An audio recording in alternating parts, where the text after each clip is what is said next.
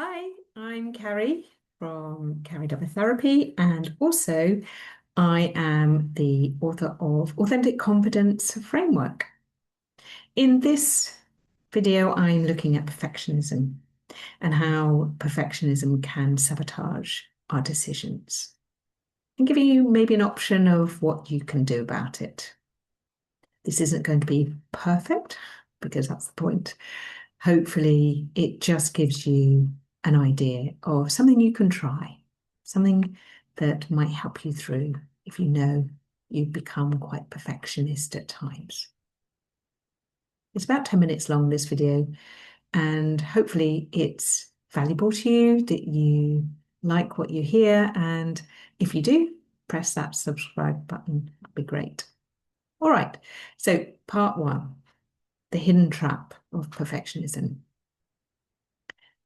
I want you to sort of really think about when you get stuck, maybe agonizing over decisions, that you might think you've made a decision and then you keep doubting yourself, keep going back over it, not sure, hesitating, procrastinating, endlessly researching, or maybe waiting because it doesn't feel right until you can make that decision.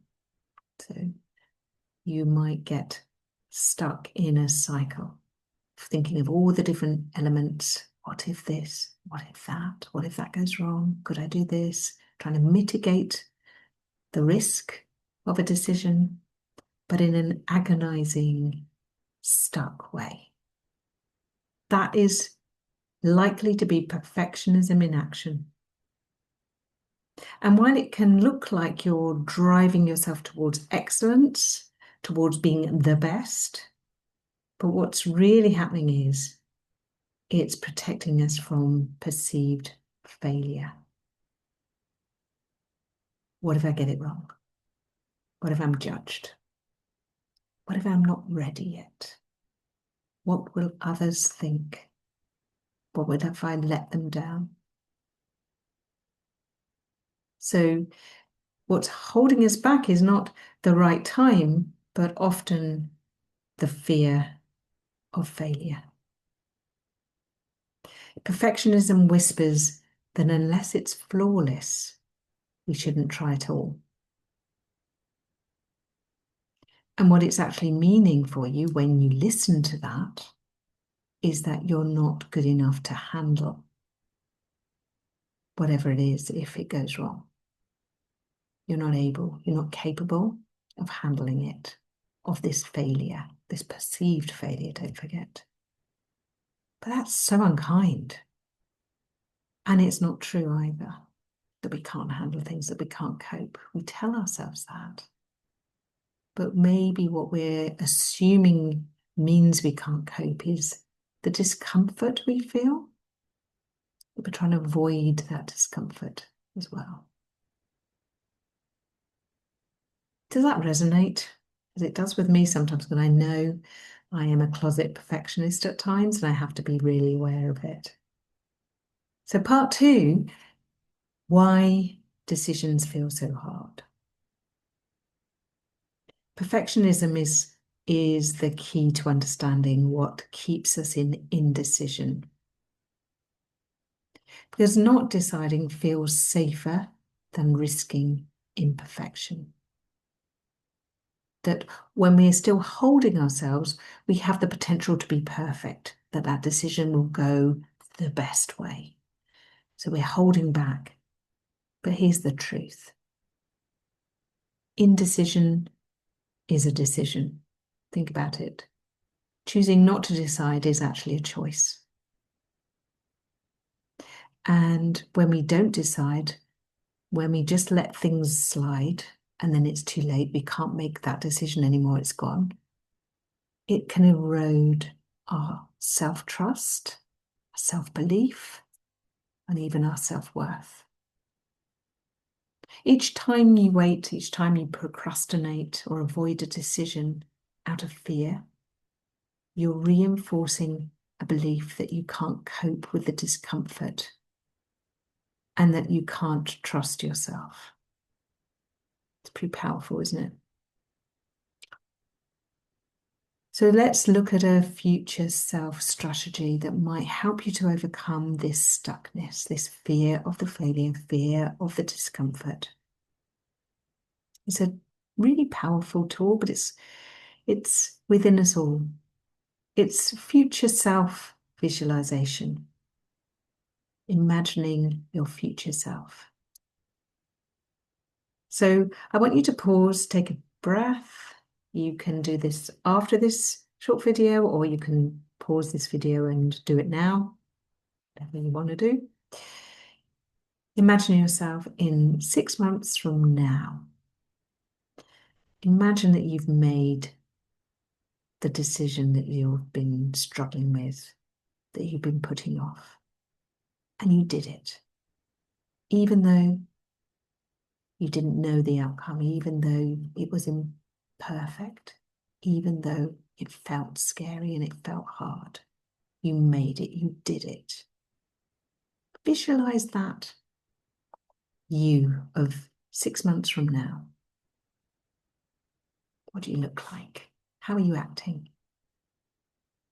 How are you feeling? Imagine that decision's made and you've done it. What's changed for you because you made that decision? What do you imagine? Just intuition. Use your intuition. Intuitively consider what might have changed in your world. And now ask, what are you thankful for that you did? And let that future self answer. That maybe they're thanking you for being courageous, not perfect. Listen to that answer. So I'm really asking you to think about how you can be compassionate towards yourself. That you can hold that things might not be perfect. You might not be perfect. You might get things wrong. But you have the courage to try because you are not the outcome. You are not what you tell yourself.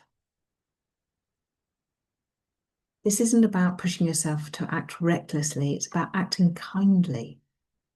Recognizing that you're still scared, recognizing that you might have these thoughts coming up. What if I fail? What if I let somebody down? And having a compassionate stance. What if I grow? What will I learn? What if this is a step towards being the person I really want to be? Becoming who I really am inside, moving myself towards that.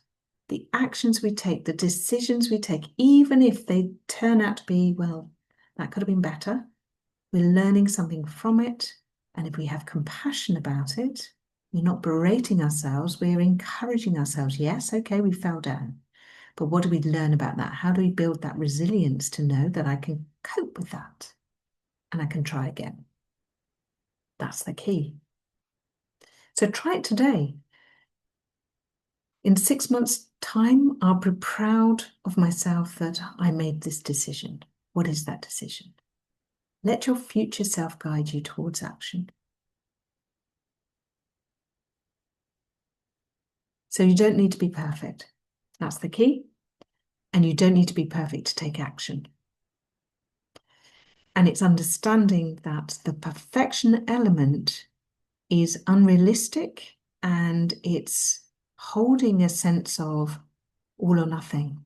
Unless I can do it perfectly, then I'm not good enough, I'm failing in some way. But if you change that into growth, a growth mindset rather than this fixed perfectionist mindset, then you can be consistent and kind and willing to trust that growth comes through movement, through decisions, through taking actions. So don't be thinking that you need to be flawless. Instead, start practicing compassionate courage to try. I'd love to hear some comments. If this resonated, if you want to share anything, please feel free. Um, if you want to contact me, go ahead. Love to hear from you. And remember, Authentic Confidence Framework is something that I've developed. It's a course, a hybrid course, where you can engage with me on a regular basis, as well as going through the training. And it helps you with those patterns. All right, great. See you again soon.